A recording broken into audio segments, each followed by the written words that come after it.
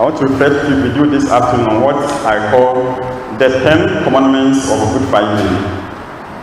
The 10 commandments of what? Good Friday. These 10 commandments are coming from the Passion according to John, which you have just listened to. I'll be mentioning them and then try to explain them. They are very simple. We should finish in some few minutes. The first commandment: move on with courage.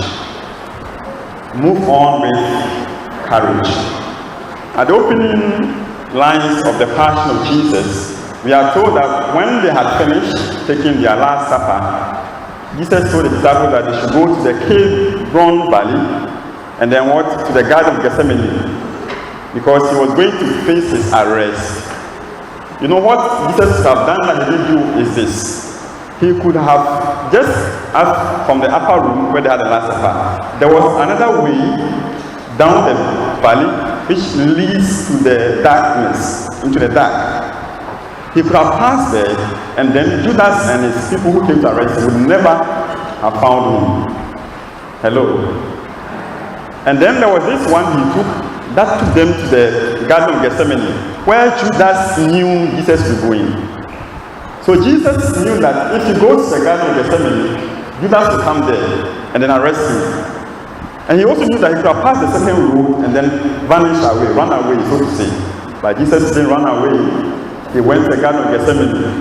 He moved on with courage to face his arrest. Sometimes in life, it's better to move on with courage. You may know that this experience, what I'm going to take a decision, will bring me some difficulties.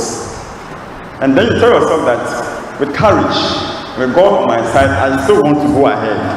Because in the end, you benefit than you are going to suffer at the beginning. So that's the first commandment for Good Friday. Move on with courage. Second commandment: do not arrest Jesus. Amen. Tell somebody, do not arrest Jesus. If you know the story again, I told you we read from the Passion of John. Judas came to Jesus. He was one of the 12 apostles. And we are told that because Jesus used to go to the place to pray with the disciples, Judas knew there already. So he had planned with his friends, the chief priests, the Pharisees, the soldiers, that they should go there and arrest Jesus. And then when he got there, do you know the sign he used to arrest? He used a case. He said, the one I'll kiss him is what? The one arresting. And then we are told they came with torches, with hammers, with clubs, with spears to arrest Jesus. You know, sometimes you and I want to arrest Jesus in our lives. We want to forget that we are Catholics. We want to forget that we are Christians. And when we are doing certain things, we don't mention that we belong to God, we belong to Christ. We want to put aside our religion. This is not God matter, as we can say, you know. And so we do them, and so it's also pushing aside what your Christian faith will tell you, pushing aside what the Catholic faith will tell you. You are arresting Jesus. You are setting him aside. Today, Good Friday, we are supposed to be careful not to arrest Jesus in our lives. Amen. The third commandment: identify yourself. Identify yourself.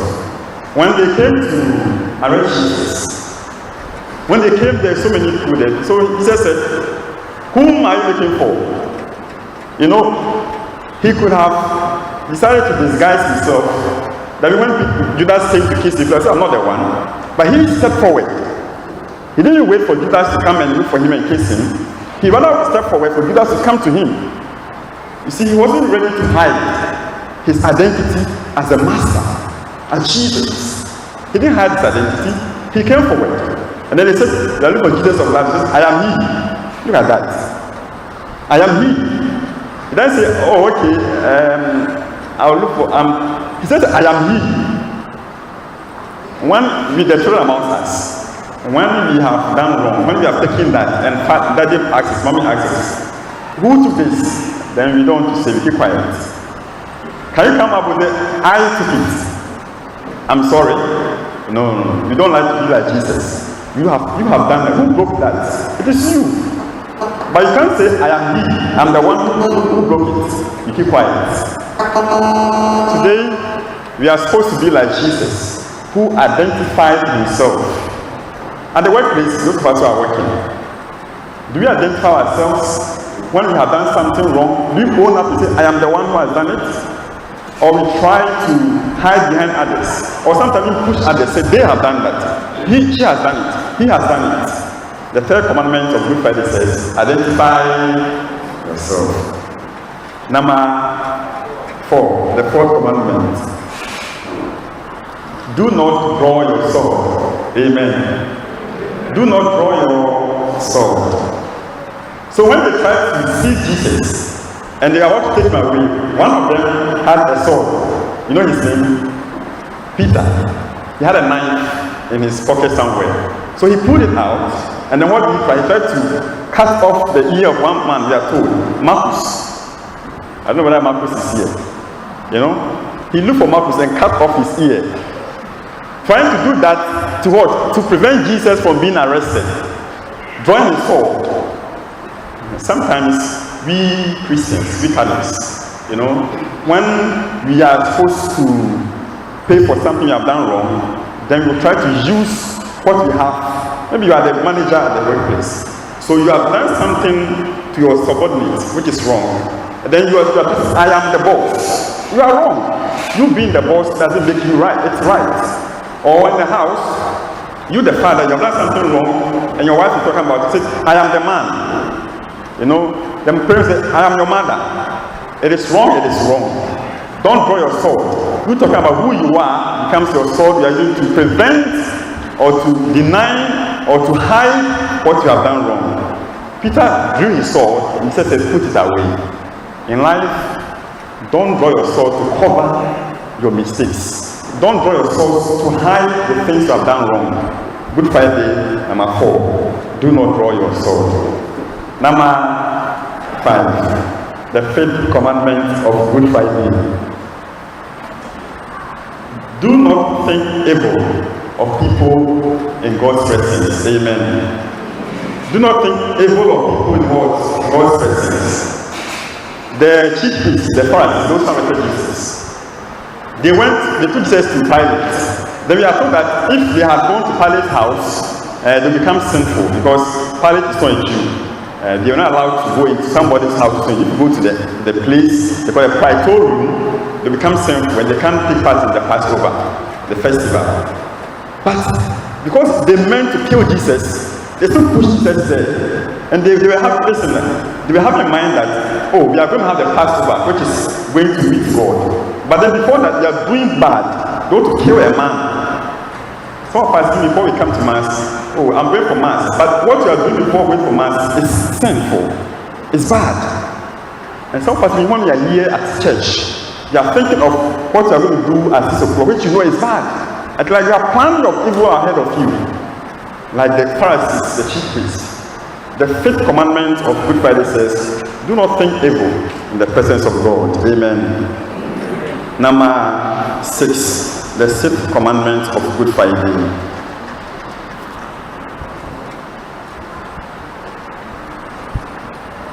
Do not accuse others of your own mistakes. Amen. Do not accuse others of your own mistakes.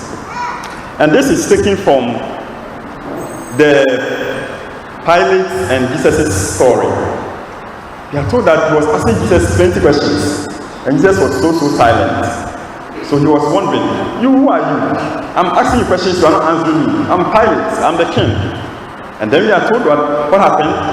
He asked Jesus one question. And Jesus says, this is the truth. This is how I was born. And then Pilate said, what truth? What is it? Of course, truth. You are going to tell me what is truth. I care less about that. He's a man who doesn't believe in truth. So he thinks that what Jesus is saying is also untrue. What he knows that it is a mistake, it is fault. He sees it in others. Maybe because you have done that and then you were called this way, you think somebody doing the same thing is the same person, doing the same thing. You know, we try to push on people our own thinkings. okay, you have done this, and this is what intention you had, the bad intention you had. So you think that everybody will do this with the same intention. Don't think evil of people because of your own mistakes. You have done this, you have done that, and then somebody do the same thing, then you want to accuse the person. No.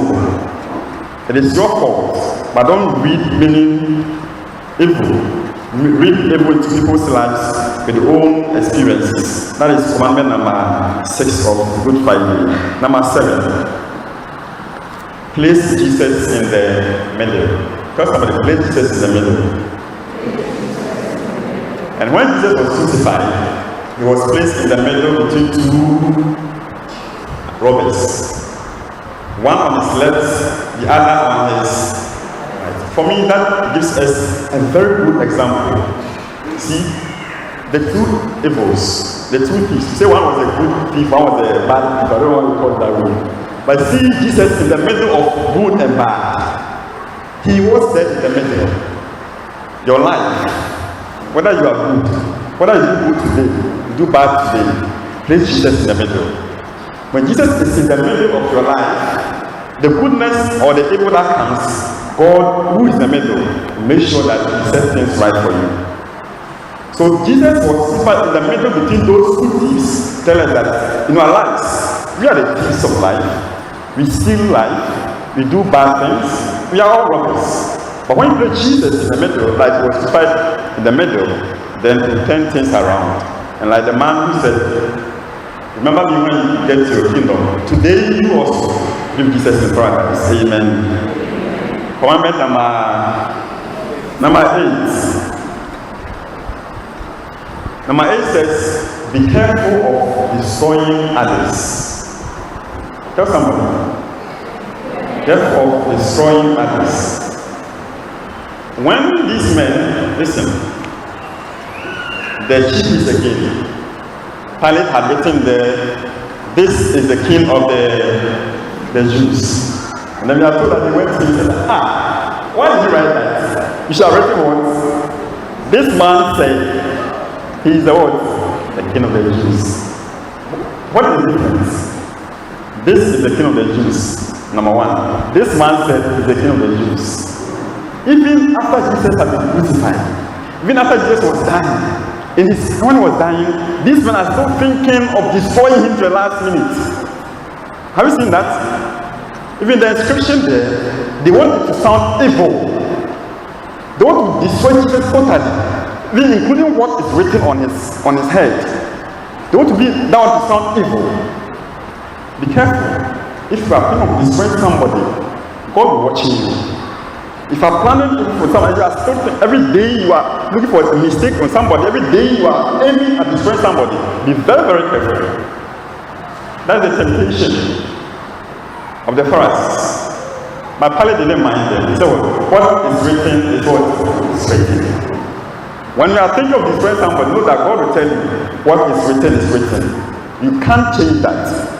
You may end up fighting God. Don't destroy people. Don't think evil people. Amen. The 9th commandment of Good Friday. There is a game over in life. Amen. Tell someone there's a game over in life.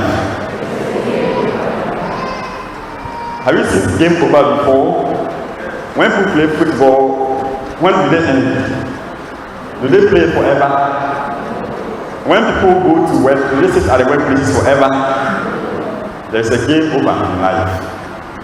Jesus said, it is finished. Whatever situation you are going through your life, know that there is a game over. And when there are 3 questions for game over, it is enough for you to go home. This game over comes to us at the homes, at schools, at the workplaces, even in church. Whatever situation you go through, there is a game over. So when you are playing your game of life, when you are going through life situations, don't think that, oh, how long will this problem be with me? Oh, how long will this challenge be with me? If this thing has been there for 10 years, for 1 year, for 1 month, know that game over will be coming soon.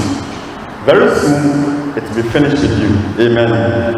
The last commandment of Good Friday, the 10th commandment, and then we are done. It is never too late to love Jesus. Amen. Tell somebody, it is never too late to love Jesus. And when Jesus was dead, after many hours, we are told that before, when he died, they came around and breaking the legs of the two thieves. And they did that. Of course, why they did that? Simple. And when you're on the cross with your hands and feet nailed, the only way you can breathe is to move your legs. If I were to move your legs, you can take in air. And that's the only way you can breathe in air. So if your legs are still active, it means that you are still trying to inhale air and you are living. So to make you die fast, they'll break the legs. And once the legs are broken, you cannot have air taken in. So they came to the two of them, and when they got there, they broke their legs because they were not dying, so they can die fast. And when they got to Jesus, when he was already dead, peacefully, so they didn't need to break his legs. But the point I'm making here is that it's never too late to love Jesus. So after Jesus had died, then Joseph of Arimathea and Nicodemus.